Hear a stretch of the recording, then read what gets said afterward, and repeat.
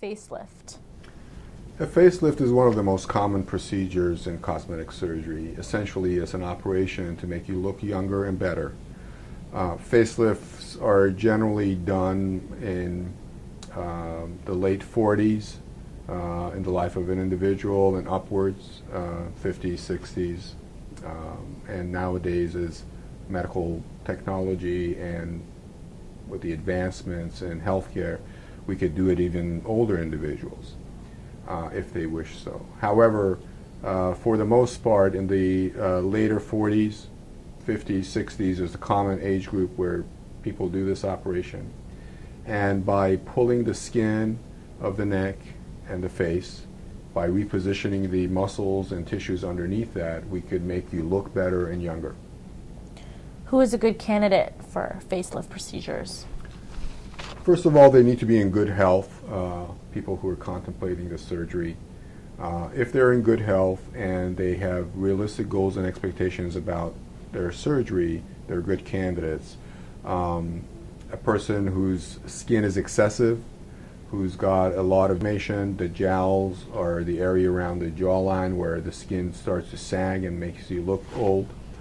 The nasolabial fold is this area here in the face. It could be folded over and make you look kind of like you have two lines going from your nose downwards towards your lip. All of these are signs of aging. And when these things start happening in your late 40s, your mid 50s, your mid 60s, then what we can do is we can pull the skin of the face in the appropriate vectors in the appropriate areas, reposition the muscles and tissues underneath it in order to keep it in the right place, and then you essentially look younger and better. How is a facelift done? There are many different techniques for facelifts, but basically the idea is to make an incision around the ear, down in front of the ear, back behind the ear, and into the hairline, to lift the skin anywhere from here all the way down into the neck. And once that skin is lifted, we put the muscles and the tissues underneath it in its right location, and then we pull the excessive skin out and trim it. And so when the whole thing is done, your only incisions are going to be in front of the ear over here, where it's not very visible, and then behind the ear, which is not seen, and then into the hairline, again, which is hidden. How long is the recovery for a facelift? The recovery for the facelift is roughly 2 weeks, sometimes a little bit more, but most of the time, around 2 weeks, they can get back to work. And what should an individual look out for? I think the most important thing to look out for when doing a facelift is, number one, doing the appropriate operation. The appropriate operation meaning that doing the elements or doing the different parts of the procedure that will make you look well. Trying to cut corners usually doesn't work. Trying to be too overly aggressive doesn't work.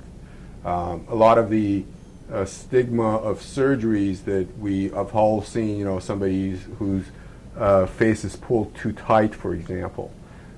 These are when you try to do things that you think might help, but they really end up hurting the person more. I think if a person is doing a facelift, they should be aware that, okay, it's just not about the tightness of the skin. It could be other things that are that could make you, for example, the volume of the cheeks is very important. How are we going to deal with that? After undergoing a facelift, how long does it take before an individual can get back into their normal routine? Generally speaking, in terms of getting back into the normal routine of life, usually after 2 weeks you can start doing most things normally. In terms of getting back into vigorous exercising and doing stuff like that, I think probably 4 to 6 weeks is when you can really start doing that type of thing. And if an individual really wants a facelift, what should they do? I think the most important thing is to see a well-qualified plastic surgeon who can tell them what it is that they need. Is it, for example, a minimal facelift that they need? A mini facelift is also called. Is it a full facelift that they need? Do they need a facelift with a combination of some sort of a volumizing operation like fat grafting to the face? Do they need a facelift with some sort of a resurfacing procedure, such as a laser resurfacing to create texture that is more youthful on the face? These are all the things that go into a facelift operation that may not be immediately apparent to the average person, but a plastic surgeon can tell you that, well, I think you should do this, or I think you should do that.